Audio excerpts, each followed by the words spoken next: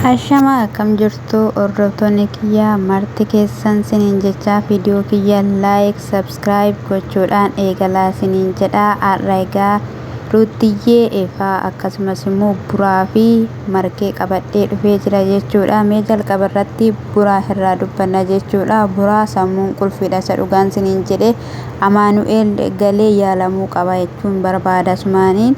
Inna markeenna bilbilee waa'ee Ruutaa fi Abrahaam kana haasa'uu fakkaata. Haa ta'uyyuu malee Ruutaa fi Abrahaam gidduutti akka isaan araaramanii wanti hin goone hin jiru. Akka isaan adda ba'an nuti hin barbaannu. Namoonni baay'een immoo si'ii fi Abeeltuu adda baasee kan jedhu miseejiin na qaqqaba wanti baay'een jedhe jechuudha. Eegaayyii dhugaadha. Maaliif jennaani?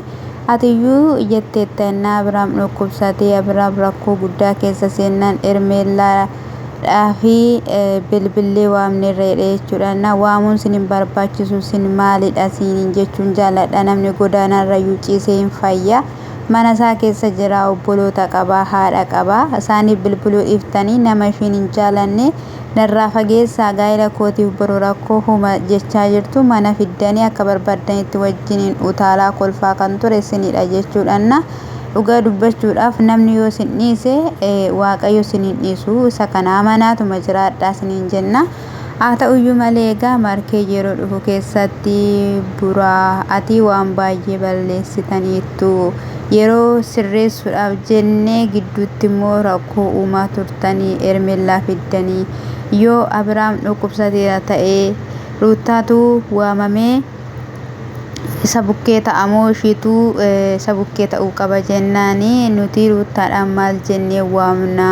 Ruutaa kootuuti Abrahaamitii fi nyaata laadhu jennaani jedhe jechuudha. Balleessaa sana hunduma baballeessanii waan baay'ee godhanii dagatanii jechuudha. Gaafa Abrahaamii siin barbaadu Ermeellaa ati gaa'ela kootiif rakkoodha jedhee inni biraa fagaatee Abeelii fi Buruu kaanii walitti deebisanii ishiin kaffa'amuun qabdu si'iif jettee miidhamuun qabdu jedhanii walitti deebisanii jechuudha. Kuniyyuu badii tokkodha jechuudha. Inni immoo kan sababeeffatee jiru anni gaafa biyya ormaa deemu biyya ormaa keessatti abbaan kee boo'eera gaddeera jedhee miila jalatti kufee fidee jedhee jechuudha.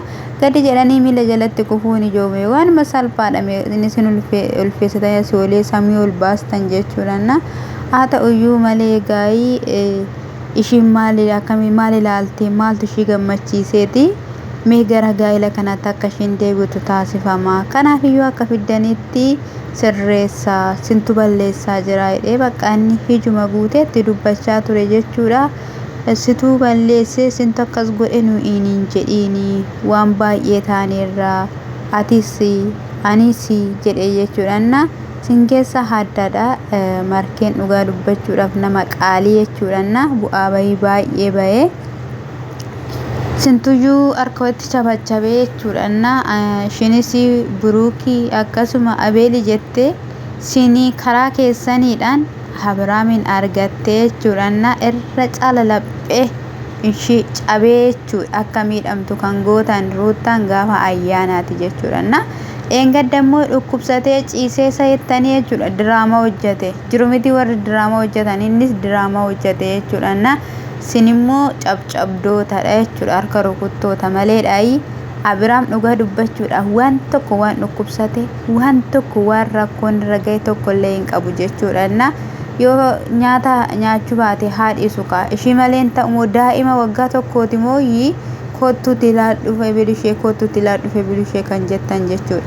Jalqaba irratti afaan hin odeessitu malee Ruutaa fi Abrahaam iddoo tokko akka ta'anii hawwii keessan miti. Ermeellaa fi Abrahaam akka iddoo tokko ta'an kan sin barbaadanii.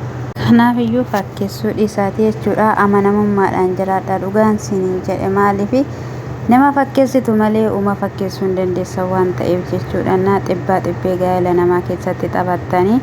Egaa sirreessaa gaafa inni jedhuuni atis nu faana sirreessi nuti si yaalla akka isaan tokko ta'anii kan jedhanidha jechuudha. Kan yoo kuni gidduudhaan baatu akkuma akka ta'u hin beeku gaa'ii. Isa kana siniin jenna garuu Ruutaan murteeffattee qabdi jechuudha. Kan na dhibeet mana dhiisuu dide jechuudha. Amma dhaqaniidha Ruutaadhaan gara manaatti. Ruutaadhaan akkasumallee lakkisi dhiisii niikaa kee tarsaasu yookiin immoo samanaa kee tarsaasu dhiisii jedhanii Ruutaatti amma hiyyanii jechuudha. Obboloota isaa ta'anii hiriyoota isaa ta'anii jechuudha. Abraamin gadi teessisanii qofa maal godhu si rakkatanii maaliif jennaan inni isaanii naga'u nagan lakkisaa bayeen kaadhaa bayeen fiigaadha jechuudha. Isa ture kan cuunfus hin qabdan jechuudha. Mucayyoon kun Ruutaanii nama baay'ee gaala barbaadu tasgabbooftee jiraachaa nama fedhudha jechuudha. Sin immoo jechuudha ishiitti maaf iyyitu amma yoo ishiin gara manaatti deebiteetti ta'e gaala kanatti tole jettee Abraam faana yoo jiraachuu barbaaddeetti yoo ta'e Abraam manatti gateetu bayeechee jedha bayee kaatanni gara Hermeellaa kanaaf iyyuu oma gochuu hin dandeessu jechuudha qubaa ishiinna Ruutaan jechuudha. Haa ta'u malee gaa'ii Efreem akka inni jechaa jirutti guyyaa har'aa walaman gaafadhaa Ruutaadhaanii akkasumas akka achisissitu gara manaatti gara safaan akka deebitu si jedheetoo jira jechuudha. Egaa Ruutaan tole jettiire maa jetti Ruutaan meesii maasanitti fakkaata akka adda baan hin barbaadu ani Ruutaan waan baay'ee waliin dabarsine akkasumallee Abraamis rakkoon akkasin argatu hin barbaadu osoo araaramanii mucaa isaanii waliin guddafatanii baay'ee natti tola ture.